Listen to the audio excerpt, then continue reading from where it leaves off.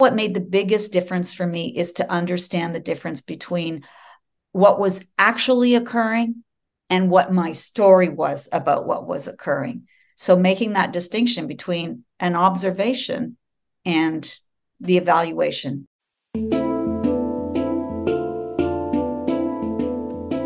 Welcome to NVC Life. I'm Rachelle Lamb, veteran NVC trainer and relationship coach, helping listeners navigate interpersonal conflict and ground more deeply into relational living.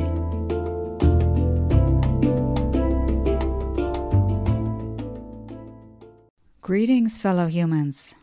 Last week, I shared part one of a conversation I had with Sofie De Wulf, Outreach and Programs Coordinator for NVC Academy. Here is part two of our conversation where Sofie and I discuss ecology, our relationship with nature, our lived separation from nature and each other, how we speak about needs, as well as how people concretely benefit from learning nonviolent communication. Here it is, part two of my conversation with Sofie De Wulf. So you have written me before about you're focusing on ecology, connecting the human world to the natural world, and I would really like to know more about this. Okay. Yeah, I'd be happy to talk about it. I can talk about that for at length. We are born creatures. We're mammals. We're physical mammals, and we're also very social creatures as human beings. So we come into the world, and if you think about, well, what is the world? Is it housing with paved roads and automobiles that park in the driveway neatly, with a supermarket nearby where you can go and buy your food, and a school where you can go and learn about the place you live? Is that the world?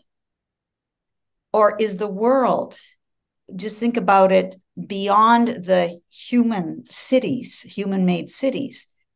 It's very alive, very vibrant, and full of creatures, birds, different kinds of trees, the land, the earth upon which we depend entirely. But because there's so much separation between a city and the natural world, I think many people, myself included, come to believe that city life and what happens there, that is relating. It is a form of relating, for sure it is, but I see it as relating under extreme duress, but we've normalized it. Many of the challenges that people bring, like, how do I get my kid to do their homework? How do I get my partner to be more receptive or open up and talk about things? I would say that many of these dilemmas and problems that people bring have more to do with the learned separation that's been so normalized.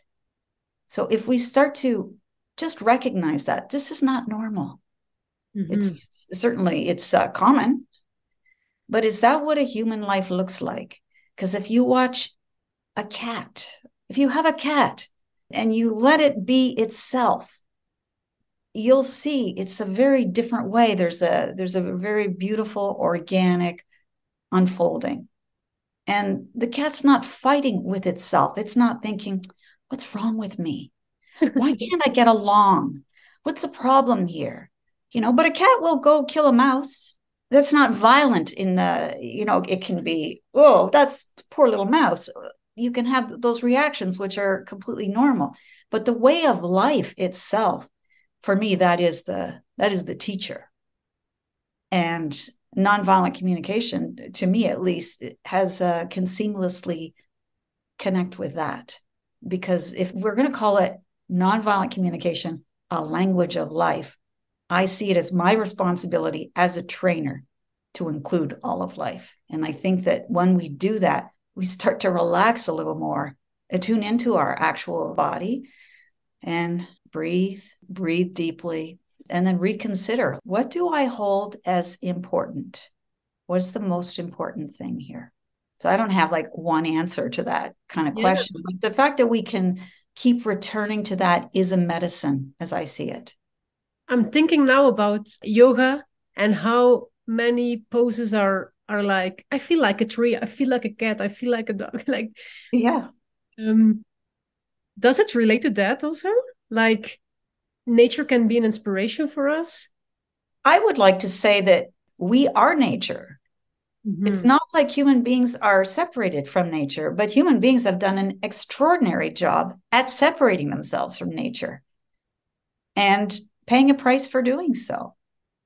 And not only do humans pay a price, nature pays an extraordinary price. I mean, if we think about climate change and the impact that human beings have on the living world that sustains them, there's a certain amount of abuse that goes on. For me, I do remember Marshall talking about, look, nature has needs, the trees have needs, the animals have needs. I think, I don't know, I'm just speculating here, but if he was to be speaking about it now, I think he'd place a lot more emphasis on the world that sustains humans. But he was teaching at a particular time. It's not like the environment wasn't important at that time, but it's become increasingly apparent to people. And there's young people who are fearful for their futures in a way that wasn't so apparent. How do you live this personally in your own life? Like thinking about this idea, this philosophy? I fail regularly, at least in the context of what I'm speaking to you about right now. I tell myself, and I don't manage to do it all the time, but to make it a practice to, if the first thing I do in the morning is get up and actually go outside and put my feet on the earth and look in the direction of the sun and say, thank you.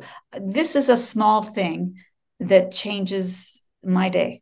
And to remember, I come from a lineage that I have ancestors to whom I owe a great deal. And what this does is it reorients me in the context of the world. Like, what's the center? Me or life? This is one of the things when I am teaching nonviolent communication, I do encourage people to really expand the idea of like where the needs go. It's not like, I have a need for respect. Just good luck with that. It doesn't usually bring about the kind of respect or the kind of response you're yearning for. So we start to recognize, where does respect live? Well, how does it show up in the world? How do we align with respect ourselves? If I can attune to respectfulness, then there's a good chance that others will do the same in my presence. It's not a guarantee. Thanks for asking that. I don't even know if I've ever said that before, but anyway. Yeah, it makes sense. It's really considering the needs of everybody and on macro level of Mother Earth. Yeah. Yeah. Like we're part of a whole, and I don't want us to forget that. And it's very easy to forget. Come to this personal development workshop. I'll help you express yourself so you get whatever you want. That's not my message. So, yeah. I think we have a better chance of leading fulfilling lives and meaningful lives when everything around us is healthy. My last question is, do you have any story of experience you would like to share of people who took a course with you and who had a positive experience, something that changed radically for them? I can't report in detail, but what I can say is that even to this day, I do receive emails from people who I don't know or I don't remember, but they've studied with me, and they'll say something like, I took your workshop 15 years ago and it made such a difference for me. I understood things so differently, which pretty much replicates the experience I had when I spent time with Marshall for the very first time. I can tell you that I've had people say things like, what made the biggest difference for me is to understand the difference between what was actually occurring and what my story was about what was occurring. So making that distinction between an observation and the evaluation, the story I tell myself. So that is pretty significant for many people. And I do find that in every workshop, when I talk about feelings, is offended a feeling? Some people are pretty sure it is.